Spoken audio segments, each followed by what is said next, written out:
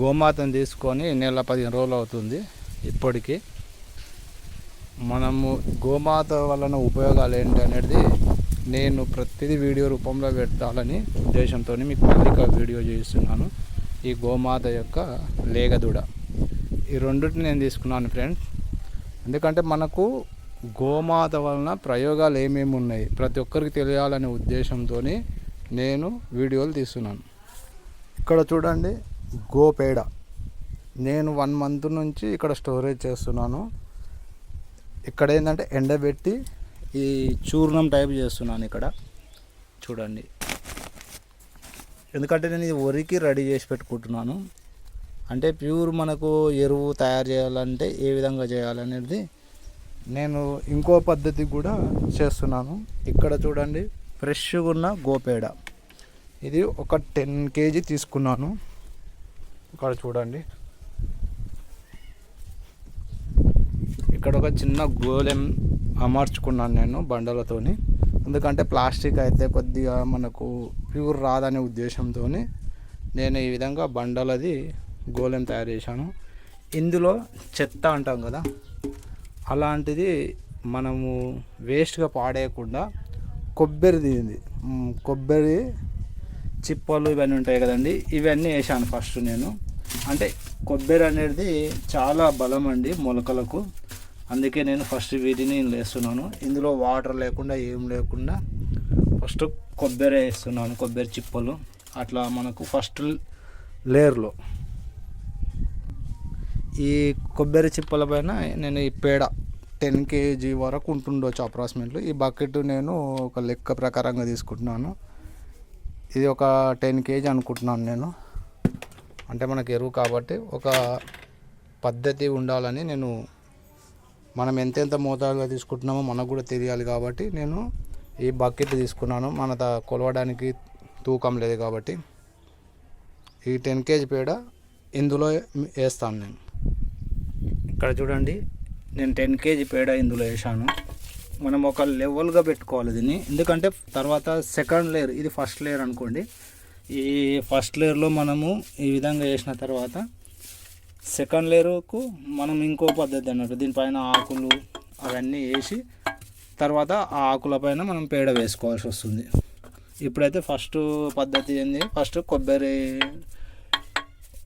ఏవైతున్నాయో కొబ్బరివి అవి ఇందులో ఫస్ట్ వేసి వాటిపైన పేడ వేసాను. గో పేడ వలన మనకి ఏ ఉపయోగాలు ఉంటాయి అనేది మనము మీకు ప్రతి వీడియో చూసినాము. అందుకే మనము గోవులని కాపాడుకోవాలనే ఉద్దేశంతోనూ ఈ వీడియోలు మీకు క్లియర్గా చూపిస్తున్నాను, ప్రతి ఒక్కరికి అర్థమయ్యేటట్లు. ఇప్పుడు వీడియోలో నేను 1 లీటరు గోమూత్రాన్ని పైన చిలకరిస్తాను అన్నట్లు ఒక లెవెల్గా. ఇందులో వాటర్ అనేది ఏమి తీసుకోము. ఈ విధంగా ఒక్కొక్క లేయర్ మనము ఒక్కొక్కటి వేసుకుంటూ పోయి కంప్లీట్గా ఈ హౌజ్ ఫుల్ చేస్తాను. చూడండి, 1 లీటర్ గోమూత్రం తీసుకున్నాను. ఇది ఎందుకంటే జస్ట్ స్టోరేజ్ అయ్యింది, ఒక 3-4 days అయింది, అందుకే ఈ విధంగా కలర్ ఈ విధంగా వచ్చింది. ఈ విధంగా నేను కేవలము గోమూత్రం మాత్రమే వీటిపైన పిచికారీ చేస్తున్నాను. ఎందుకంటే మనకు ఒరిజినాలిటీ ఎరువు రావాలి కాబట్టి, ఎందుకంటే నేను ఆర్గానిక్ పంటలు పండిస్తున్నాను కాబట్టి ఈ విధంగా నేను సొంతంగా ఎరువును తయారు చేసుకుంటున్నాను.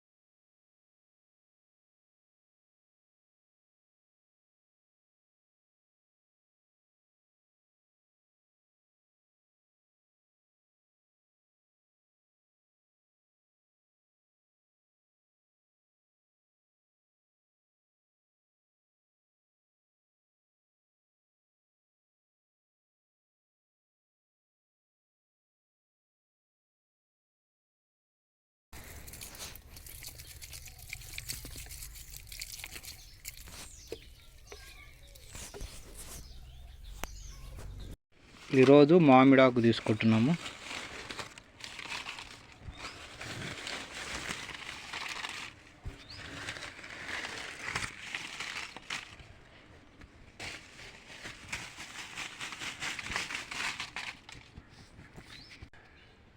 మామిడాకుతో పాటు పేడ, అదేవిధంగా గోమూత్రం. ఈ విధంగా వేసుకున్నాక మనం గోమూత్రము వేసుకోవాలి. సేమ్ మామిడాకు వేసినాము, మామిడాకు వేసినాక గోమూత్రం.